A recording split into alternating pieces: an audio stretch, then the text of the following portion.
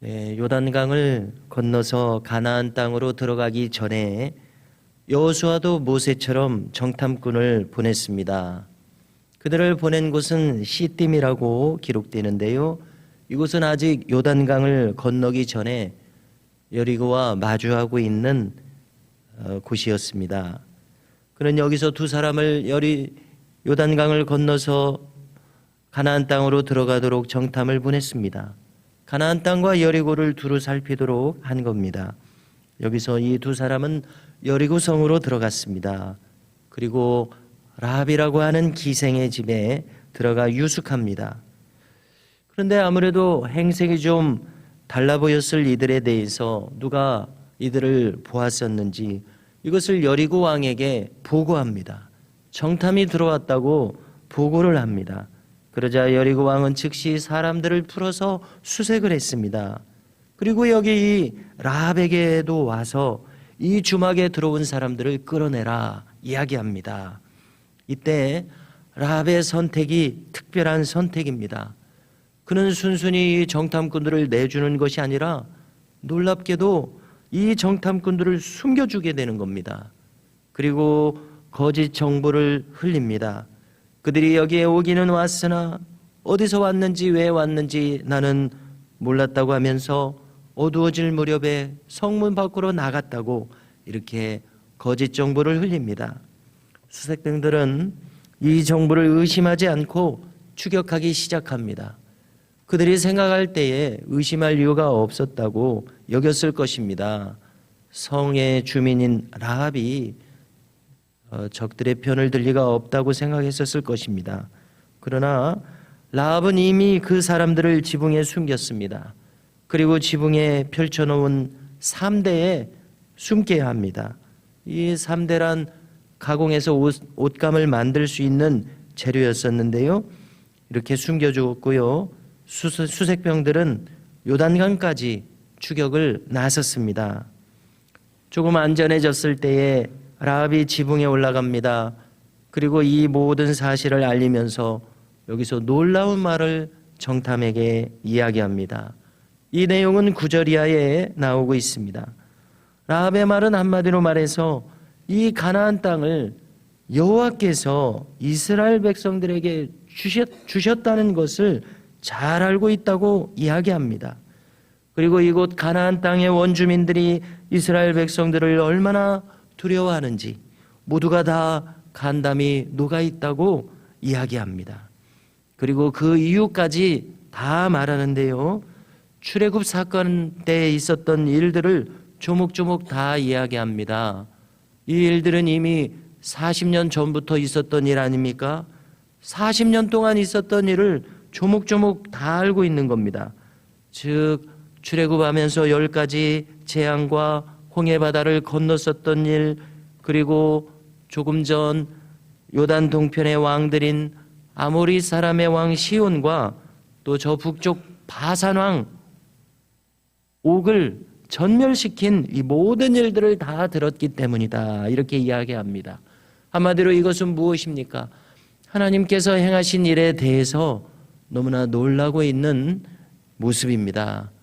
그리고 자신도 이 일에 동참했었던 것처럼 줄줄이 다 이야기하면서 하나님께서 행하신 이 역사심에 대해서 놀라고 있는 라합의 모습을 우리가 알 수 있습니다.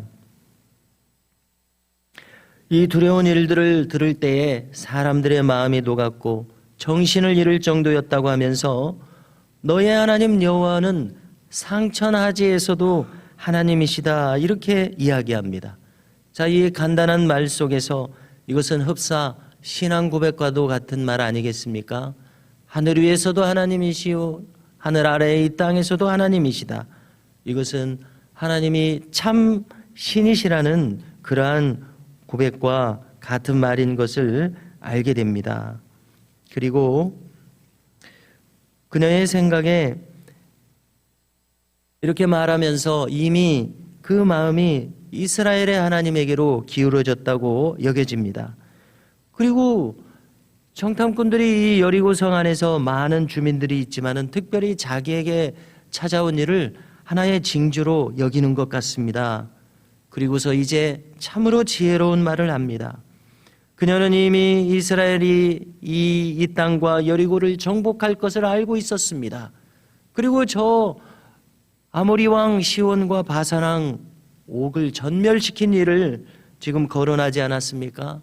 이 여리고도 가나안 땅도 이스라엘 백성들에 의해서 전멸될 것이다. 이렇게 생각을 했었을 것입니다.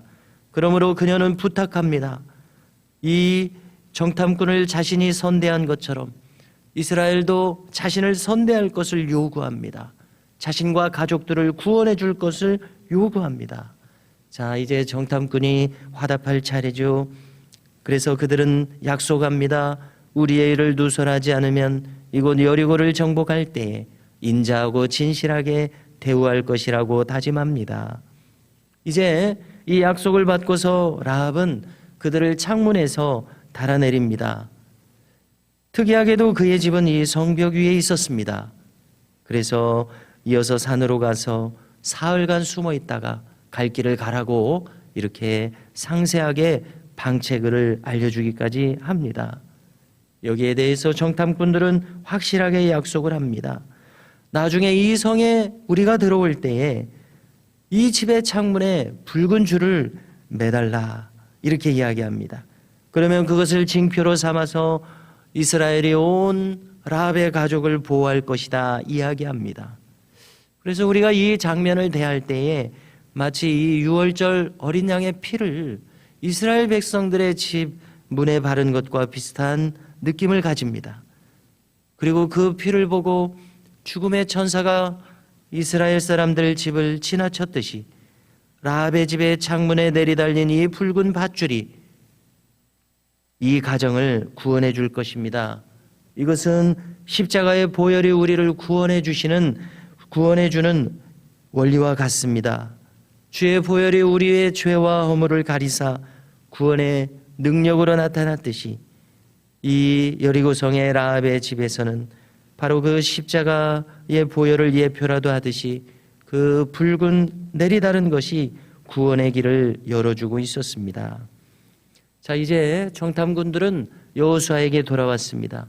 이 모든 있었던 일들을 보고합니다. 얼마나 놀라운 일이겠습니까? 그리고 진실로 여호와께서 이 온 땅을 우리에게 주셨노라고 승리에 찬 보고를 하고 있습니다. 그 땅의 주민이 모두 간담이 녹았더라 이렇게 보고하고 있습니다. 자, 이 라합은 특별한 인물이죠. 우리가 신약성경 마태복음 1장에 오게 되면 예수님의 족보가 있습니다.